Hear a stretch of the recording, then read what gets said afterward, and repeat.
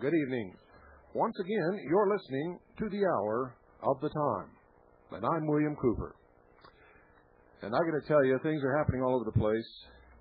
We have tons of information on the Oklahoma bombing that still we are not ready to broadcast yet, nor are we ready to publish it. And our Oklahoma station chief is hard at work writing the best book that's going to come out of that, with the most truth that you're ever going to find.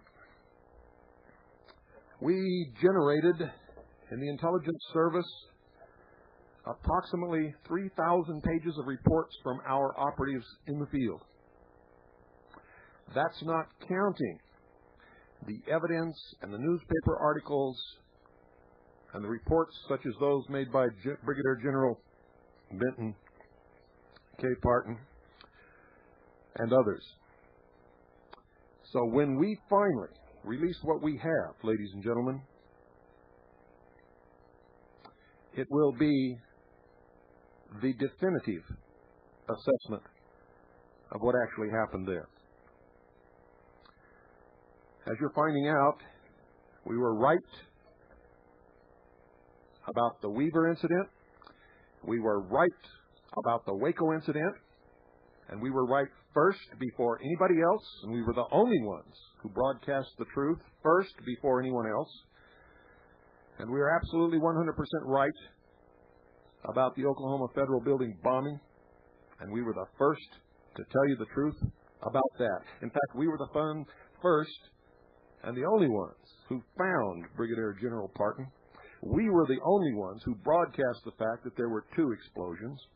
We were the ones who said that it was not Iraqi or Iranian or Middle Eastern terrorists, and we still maintain that John Doe number 2 is not only real, but probably was McVeigh's handler, and that's why he has sort of disappeared into the mist. They don't want him anymore. Ladies and gentlemen, things are happening again. In Canada, incredible things are happening. There may be 3 potential Wacos going on at this moment as we speak in Canada. Canada, many of you are not aware of, is already under the thumb of the New World Order. You cannot even criticize a politician. If you do, you are on your way to jail. My book, Behold a Pale Horse, is routinely intercepted at the border as contraband subversive material and is confiscated and burned. That is why we do not ship to Canada. Canadian citizens cannot broadcast on low-power FM or, for that matter, on anything else, except the normal ham radio license operators, and they are strictly monitored and controlled. They're in the process of taking the guns away from the Canadian citizens, big time. And right here in the United States, on the Pine Ridge Indian Reservation, the United States government is trying to take away the sacred ground known as Wounded Knee. We're going to cover these incidents. Don't go away. I'll be right back.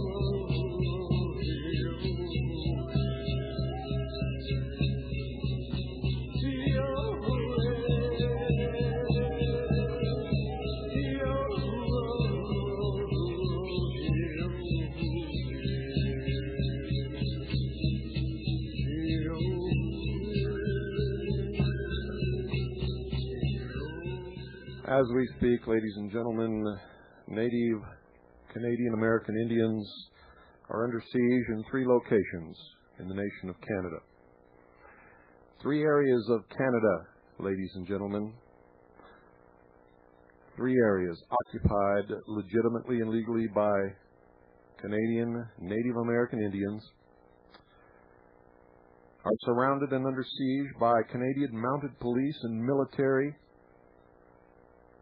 including armored personnel carriers, and you know the rest.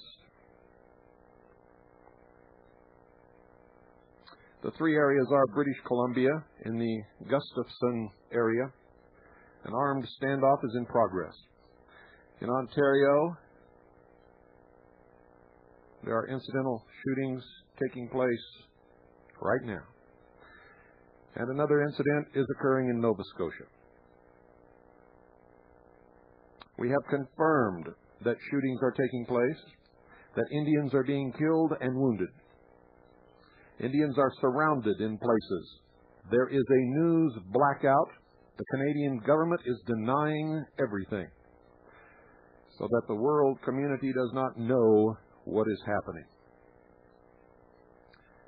Now, I said a long time ago, and I wrote it in my book, that the Indians are going to lose their land.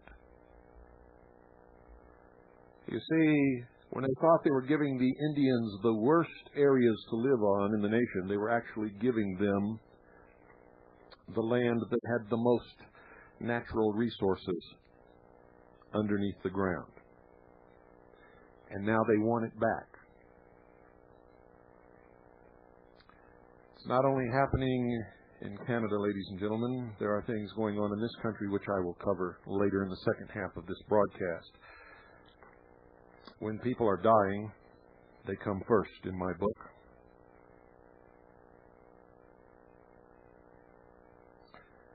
It is very difficult to get information. The first indication that anything was happening came to us through our computer email system over the internet from residents and Indians who live in Canada. When I say residents, I mean it. They have no sovereign status at all. So don't call and correct me. I know what I'm talking about. Escalation, death, and widespread violence is extremely possible all across Canada. And if so, it could spread to Mexican Indians and United States Indians at various sites.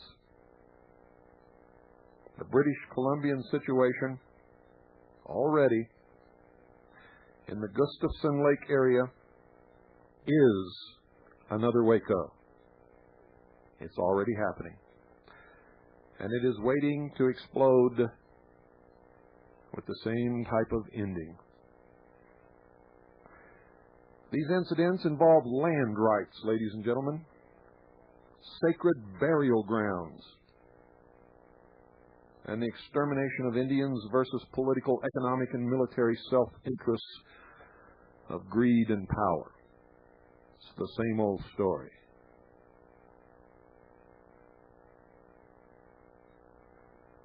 Your help is needed. We have large economic and political influence in Canada, and it needs to be used now to save these people. But it won't be used without your voice. I'm going to ask you to start calling Washington and start leaning on everybody that you can lean on and talk to everybody that you can talk to and insist that the theft of the Native American Indian lands in the country of Canada and the murder of Indians stop now. And this hits home to me because I am part American Indian and very proud of it. I know the history of the Indians in this country because I've studied it ever since the very moment that I learned that I had Indian blood. And most of the history that's been written I've discovered to be absolutely false, just like most of the history of anybody else turns out to be absolutely false.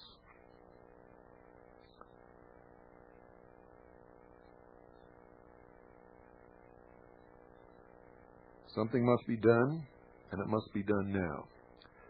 All of us must learn that there is one race, and that is the human race.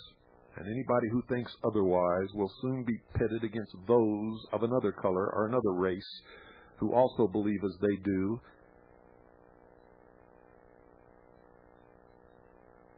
And eventually you'll have to fight it out until one or the other of you is exterminated.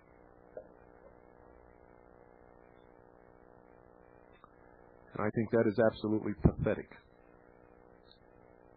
Racism is the biggest plague upon the human race that has ever occurred. Greater than the bubonic plague or AIDS or anything else that has ever attacked the human animal.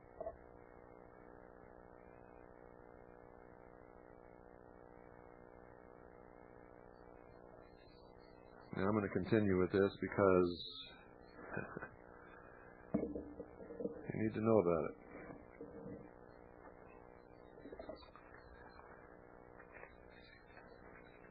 I wish there were some magic button that I could press somewhere, make it all go away. But it's not going to happen. You see, Wounded Knee is about to repeat itself in British Columbia. The SWAT team has surrounded the men, women, and children of the Shuswap Nation, just like they did in Waco, Texas, surround the Branch Davidians. We have confirmation that Canadian armored military personnel vehicles have arrived at Gustafson Lake, and the situation is getting worse.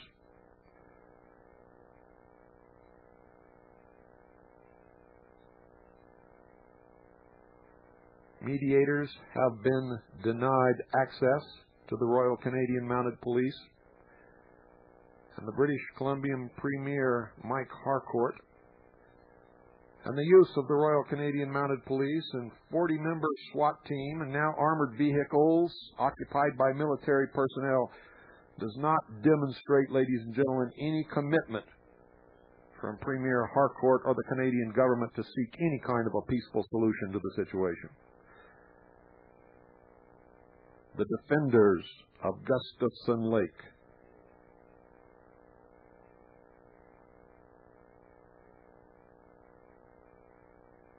comprise both Shuswap elders, traditionalists, other native and non-native defenders. It began when the Shuswap faithkeeper was hosting a sacred Sundance ceremony at the Gustafson Lake site, and 15 armed non-native men showed up and told these Indians to get off the land and threatened to hang, quote, the red niggers, end quote. After these cowboys left, more members of the Shuswap Nation and other members of other native nations came to protect the elder. Since the elder and the other people at the Sundance grounds were threatened, it was decided as necessary to arm themselves in order to protect themselves.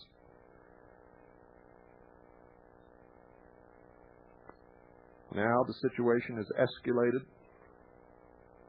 Premier Harcourt has sent in the Royal Canadian Mounted Police and a 40-member SWAT team, and now military armored personnel carriers.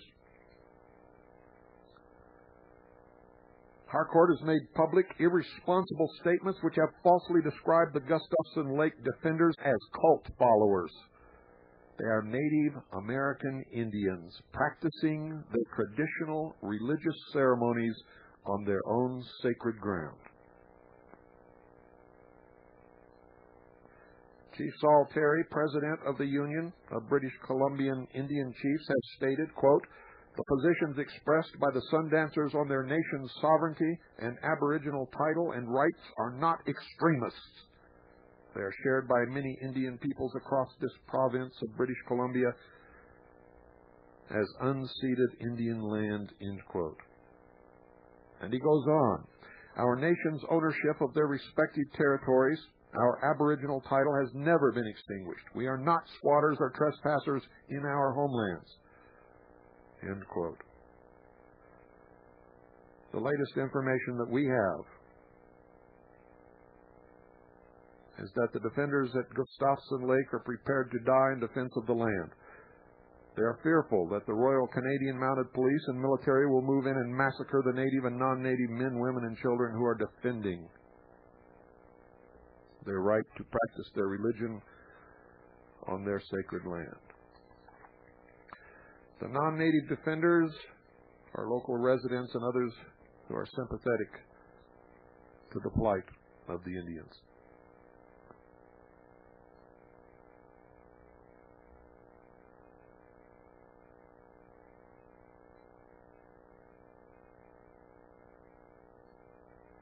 All of you should demand an inquiry. Demand that this stop. If we're not willing to allow another Waco within our borders, why should we allow one just across our northern border? And another situation is happening in eastern Canada. Last night, the Ontario Provincial Police opened fire on unarmed Ojibwe and other native supporters that were refusing to end their occupation of Ipperwash Provincial Park, located near Sarnia, Ontario. The occupation was a peaceful effort resulting in military tactics. According to the Mohawk Nation News Service, 2 native people were shot by the OPP and killed. One was reported to be a 15-year-old boy. A 15-year-old boy. The occupation involves a burial site located next to historical land that belonged to the Stony Point Ojibwe peoples. The Stony Point Ojibwe were removed, ladies and gentlemen, by the Canadian government in 1942 to make room for a military base. No treaty, no agreement, just forcibly moved. The base was to be returned to the Ojibwe people. But guess what? Nothing that has ever been taken from the Indians, whether it was promised to be returned or not, has ever in history been returned. The OPP have fully blocked off the park and all access roads. All communications have been shut down. The native people at the park are remaining and are reported to be unarmed and are adamant in their resolve not to leave. How in the world do we explain ourselves to any kind of a just God when we allow these things to happen? How can we even look ourselves in the eye? As of 6:30 p.m. Pacific Standard Time yesterday, there was a Royal Canadian Mounted Police news conference. Control of the news has been maintained to the local area. There was a firefight between Royal Canadian Mounted Police and occupants of a red truck on the road close to the Sundance Defenders Camp. The police said thousands of rounds were fired. However, more accurate reports from more legitimate reporters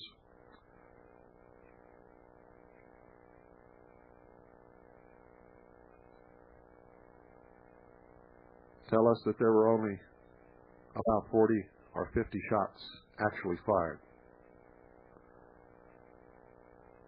Unfortunately, most of the reports we have are from the media, who get their information from the police. The police are saying that a red truck was disabled, probably a landmine or some such device on the road just outside the camp. Several people fled the truck and were pursued by the police, who stopped when they were shot at. They returned fire, and they say they wounded 3. The police say that one of the casualties, a woman, was seriously hurt. They offered by radio phone to come into the camp to bring the wounded people out, and were told, in the words of the reporter, quote, "piss off," end quote. Sergeant Montague and I believe the second pronunciation is correct, Sergeant Montague of the Royal Canadian Mounted Police, proceeded to tell the media that one of the wounded men is an American with a criminal record and that there were several in the camp who were manipulating the situation. None of the people who have been in the camp as participants, visitors, or delegations have said anything to corroborate the police analysis. Indeed, Assembly of First Nations Chief Ovida Mercredi was very clear in his statements that the people in the camp were not criminals and deserved a hearing. In our experience with incidents of this type, the police are most probably lying. We won't know that probably for weeks, maybe even months. The police are blaming the Shuswap defenders for preventing a negotiated settlement. However, every time experienced negotiators and mediators attempt negotiation, they are refused access to anyone whatsoever. And it is also very curious, ladies and gentlemen, that almost every time a delegation appears to be making progress in that regard, a shooting incident takes place. Why? Why are the police close enough to the camp to encounter and exchange shots with the defenders? Why do police helicopters insist on being close enough to be shot at? Why don't they back off and let the elders and the leaders of the Shuswap Nation continue their talks? And contrary to police and government statements that they are attempting to reach a peaceful settlement, it is they, in every incident, who have pushed, harassed,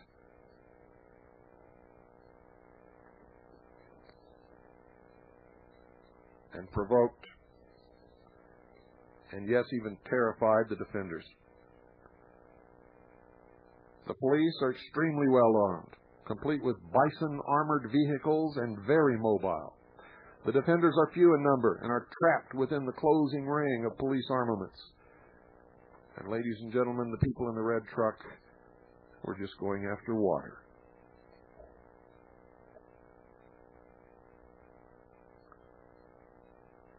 On day 24, Gustafson Lake siege, the bison hunting Indians. That's a switch. That's a reference to the armored vehicles of the police and the military. Access to wood and water is cut off. Police have refused to help mothers arrange appendectomy for a daughter who is in the camp and needs surgery. Shuswap mediation team efforts, Globe and Mail biased reporting,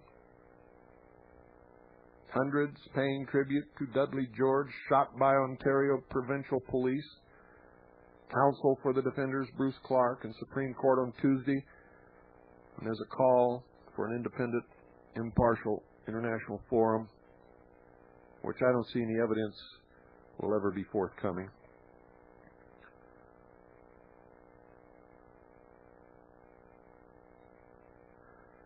Five Indian nations, including Iroquois Confederacy, Indians, sent a letter to Canadian Prime Minister Jean Chrétien.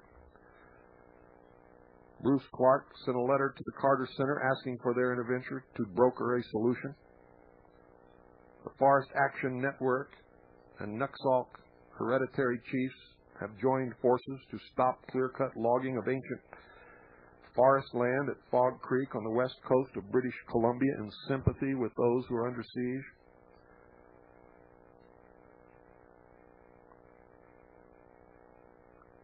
The Prime Minister of Canada and the Governor General have stopped all fax receipt on this issue.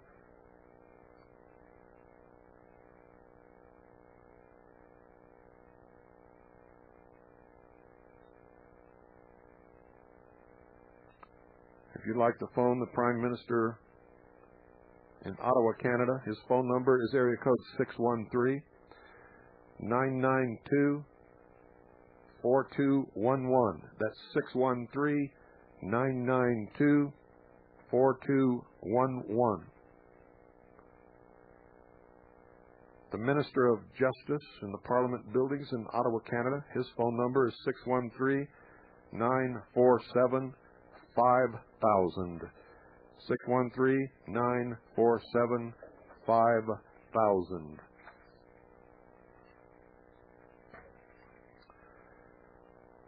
Now, ladies and gentlemen, this is not going to go away anytime soon. The Indians are adamant, and the police and the military are just as adamant.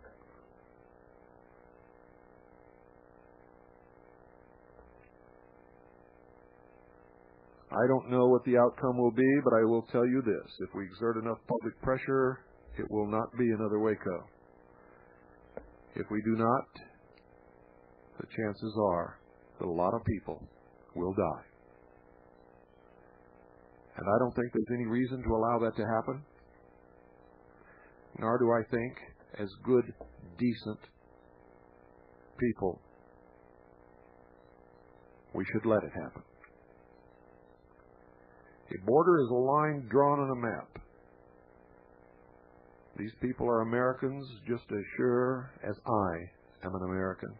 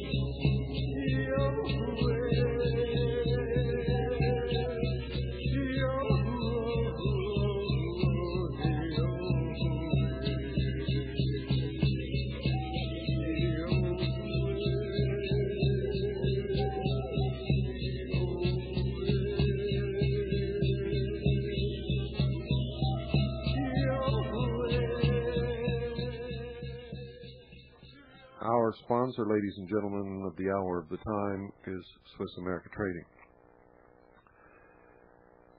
These are people who are willing to talk to you about any method, any means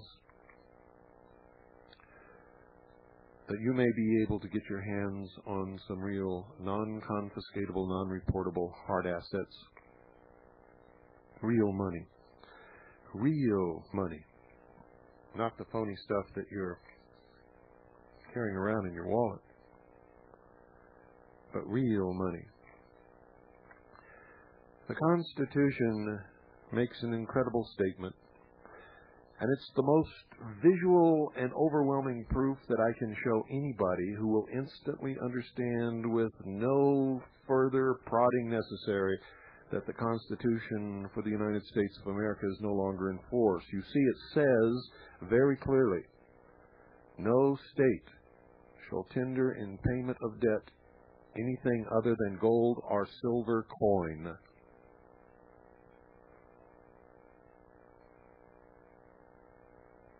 It also names Congress as the responsible party for, quote, coin money. It doesn't say print money. It says coin money. The law, the United States Code, the statutes at large say that money is a specific weight in measurement and purity of silver coin. It doesn't say anything about printing paper or ink or printing presses or anything else. It says a specific weight in measurement and purity of silver coin or an equivalent value of gold coin.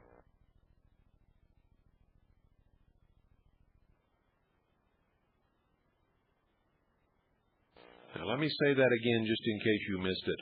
The basis, the foundation of our economy, the only legal money is silver coin. and it makes a provision that we can accept an equivalent value in gold coin. The unit of measurement, ladies and gentlemen, is not a thing. It is a unit of measurement, like an ounce measures milk, and it's called a dollar. So you can pull as many of those phony Federal Reserve note counterfeit crapo paper things out of your wallet that you want to that say $10 on them. And if you understand the law, you know that's a lie. Now, the law has never been changed, and the Constitution has never been changed. And if you're smart, you should be asking somebody why. And if you're not asking somebody why, you deserve the consequences of what's coming from this. No paper system has ever succeeded. All paper systems have always failed miserably. And when they failed, the entire economy, and in most instances, the nation that played with the paper, failed also. There's never been an incident in the history of the world where a hard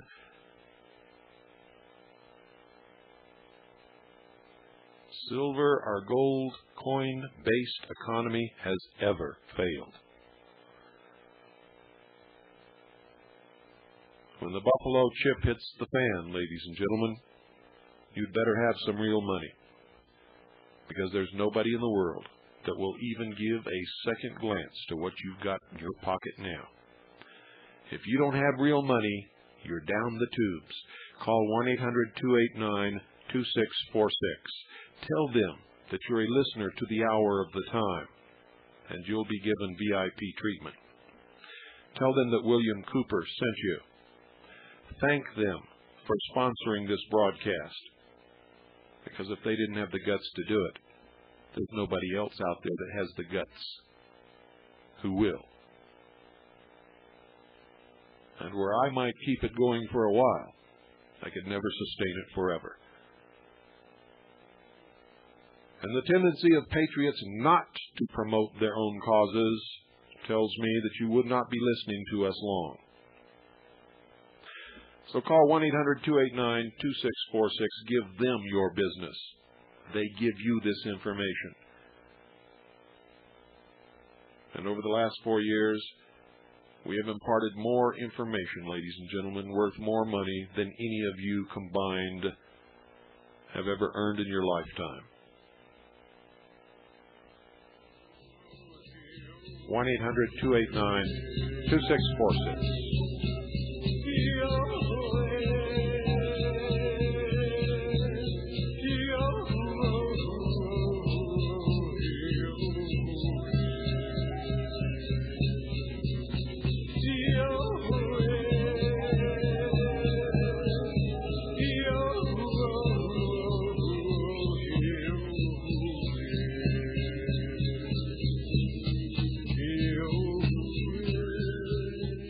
Now, lest you think this is not serious, let me read you this from the Haudenosaunee Longhouse, Kahanwaki Mohawk Territory, to Jean Chrétien, Prime Minister of Canada, Premier Mike Harcourt, British Columbia, Premier Mike Harris, Ontario, and I quote verbatim, "Be advised this date, September 7th, 1995, that any further violence committed against our sovereign Turtle Island brothers and sisters of the Shuswap Nation at Gustafson Lake, British Columbia, our Stoney Nation at Ipperwash Park, Ontario, will be answered in kind. Those directly and indirectly responsible for the murders of our brothers, one 15-year-old boy at Ipperwash, Ontario, will be identified and held accountable for their actions. Those directly and indirectly responsible for the beatings of our women and children at Ipperwash, Ontario, will be identified and held accountable for their actions. We have remained silent for some time now in the hopes that your governments could finally come to terms honorably with our rights to sovereign control of our lands and destiny. You have always said that all you need is just a little bit more time, as if 500 years is not enough. And what have you given to our people with that little more time? You have given to us more guns, more bullets, more violence, more threats, more empty fascist rhetoric about your law and order, all at the expense of justice for our people. Even your self-government package and policing agreements drip with venomous intentions you have towards our people and their sovereignty. They are silent on our rights. They scream out your intentions to extinguish us. They are Dr. Kevorkian's tools for assisted suicide that will kill us as surely as your guns and bullets. And so we remain silent no more.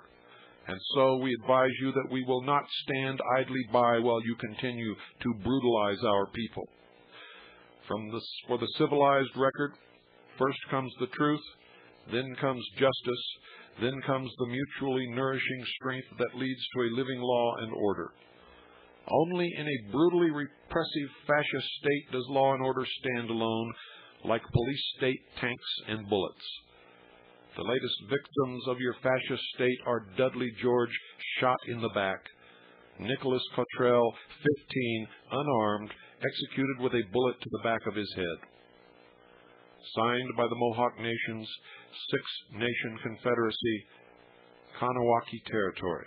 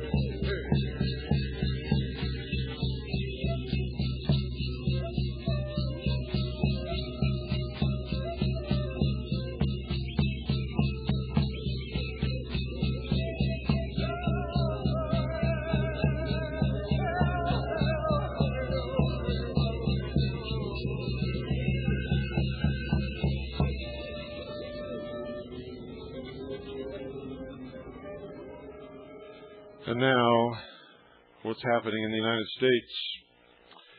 I've received this letter from a man named Black Eagle.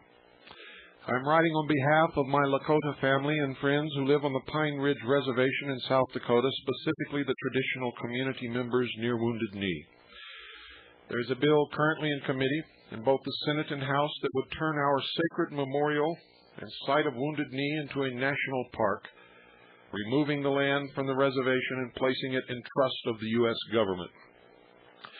This is the site of and mass burial from the 1890 massacre of over 300 innocent Lakota men, women, and children by the 7th Cavalry, Custer's old unit, in retaliation for the defeat handed Custer by the Lakota and Cheyenne nations at Little Bighorn. We need your help to make sure these bills are defeated because we want to keep our land, keep our memorial, keep our sacred place where many Lakota people come to pray and remember. We do not want a national park, a visitor center, an amphitheater, parking lots, and a lot of traffic in this burial area disturbing the bones and spirits of our ancestors. The Senate bill is S-382. It was sent to the Senate Committee on Indian Affairs. The House bill is H.R. 877. That's S-382 and H.R. 877. H.R. 877 was sent to the House Committee on Resources. Both bills were introduced February the 9th, 1995 by the congressional delegation from South Dakota. The bills are being supported by the tribal councils, but not by the residents and traditional members of Wounded Knee community, nor the reservation in general. In fact, the traditional members and residents were not even consulted prior to these bills being introduced. Yet these residents will be the ones most impacted, and some will even lose their land and home sites to the national park. And once again, we'll have to move to some new designated home for them, decided by somebody in a city that they've never even seen.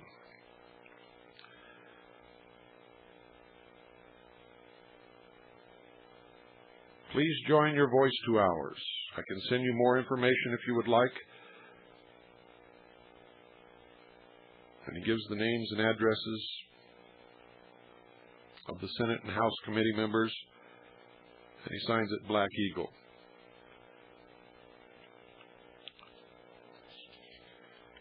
And there's more, a lot more.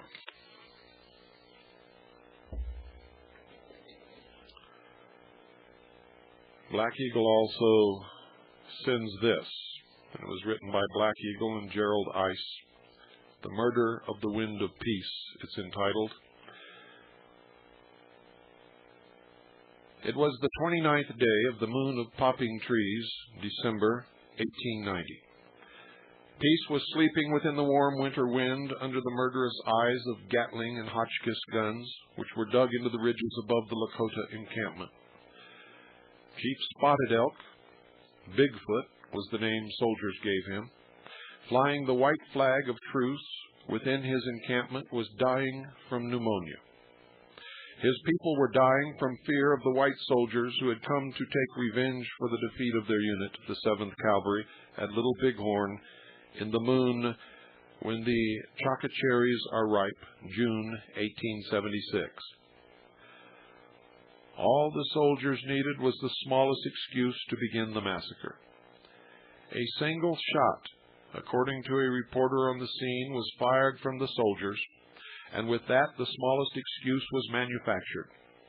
When the rain of ammunition ceased, over 300 Lakota people lay dead from gunfire, cannon fire, or manual butchering within the encampment and within adjacent ravines up to 2 miles away. The dead were Lakota men who had been disarmed before the weapons fire began. Women, many with babies in arms, are waiting to be born, and children. The soldiers walked away from their crime against humanity and left the dead where they lay. That night, the sky cried snow, and the warm winter wind of peace was supplanted by the cold winter wind of grief. For 4 days, the dead lay where they were, frozen into grotesque shapes of lifelessness. Finally, the soldiers came and loaded the dead like cordwood in wagons and hauled their loads to hastily dug mass graves where the dead were thrown in, the bodies of men, women, and children whose spirits walked the encampment and ravines wailing. The mass graves were filled and the soldiers left. 18 Congressional Medals of Honor for bravery were awarded to the soldiers who participated in that heinous murder against a people who had been disarmed and did not even fight back. They were given these medals for their parts in fighting the allegedly hostile war parties attacking them that day. The spirits of the slain continue their walking and wailing. Red willow in great profusion, grown from the blood of all those who fell along the banks of the creek that day, still grows thickly along Wounded Knee Creek. Peace never again slept within the winds that blew along Wounded Knee Creek.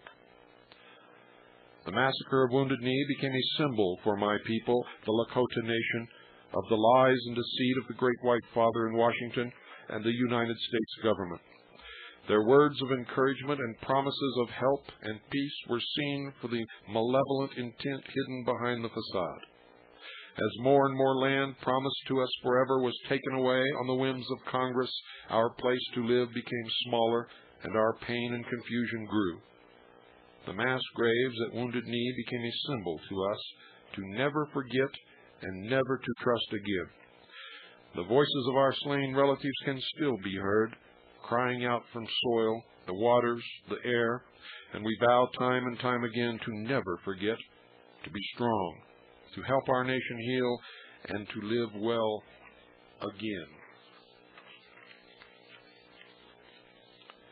Now the United States government wants to take from us 1,800 acres, including lands and all mineral rights, water rights, easements, permanent structures, and fixtures on such land, to turn our sacred site, the burial grounds, and the historic landscape of Wounded Knee into a national park.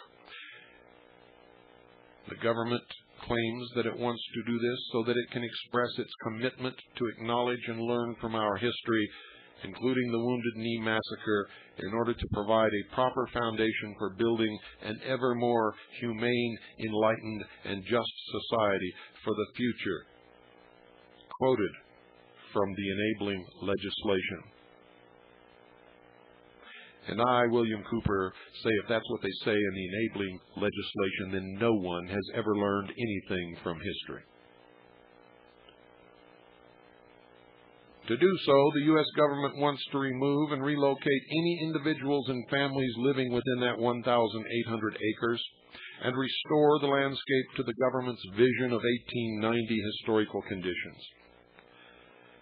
Any buildings and fixtures currently within the 1,800 acres that are not found to coincide with that vision will be destroyed. The government also wants to build a visitor's center, an amphitheater, roads and trails, and to relocate the 3 main roads that intersect at the current Wounded Knee Memorial and 1 mass grave site. These activities are wholly inappropriate for a cemetery and burial site that will disturb the spirits of the people buried there. The enabling legislation to create the national park was introduced simultaneously to both the United States Senate and United States House of Representatives on February the 9th, 1995, by the congressional delegation from South Dakota. After introduction, the Senate Bill S-382 was referred to the Senate Committee on Indian Affairs, where it remains at this time. Similarly, the House Bill, H.R. 877, was referred to the House Committee on Resources.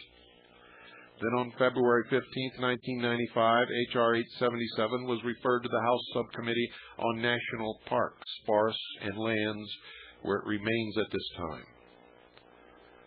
The opinions of the residents of Wounded Knee and the members of the Wounded Knee Landowners Association were not solicited prior to this bill being written or submitted, nor were we invited to or notified of the 1 congressional hearing that occurred on this issue. We stand opposed to the creation of this national park for all of the reasons given here and many others. We are asking you to help us in our fight to save this sacred site from development. Please join your voice with ours in opposing the creation of this national park. Write your representatives and senators. Write the members of the Congressional Committee and Subcommittee currently reviewing the bills. It is most effective to generate a large number of brief email postings or postal service letters that simply state little more than the following. Quote, please vote no on H.R. 877 and S-382. Signed, your name, your address, and your phone number. Please vote no on H.R. 877 and S-382. Write letters to the editors of your local newspapers. For more information, please contact Pamela and Gerald Ice. Pamela and Gerald Ice. Post Office Box 199. That's P.O. Box 199, Wounded Knee, South Dakota. Once more. For more information, please contact Pamela and Gerald Ice. Post Office Box 199, Wounded Knee, South Dakota, 57794. or you can call 605-867-1591. That's 605-867-1591. Now, whenever I've been able to, I've tried my best to help the Indians who don't have much help and never get the press that they should get. And I'm going to tell you right now, there's a concerted effort going on across this country to deplete their numbers and take away their land. Remember, this whole continent once belonged to them.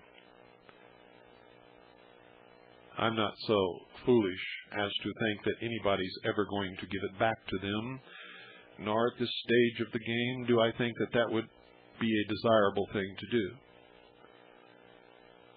But I think our history of betraying and killing and starving and murdering these people has got to stop sometime, and it better stop now.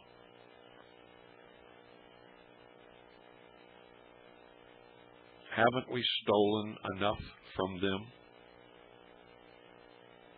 Let them have what they have. Leave them alone.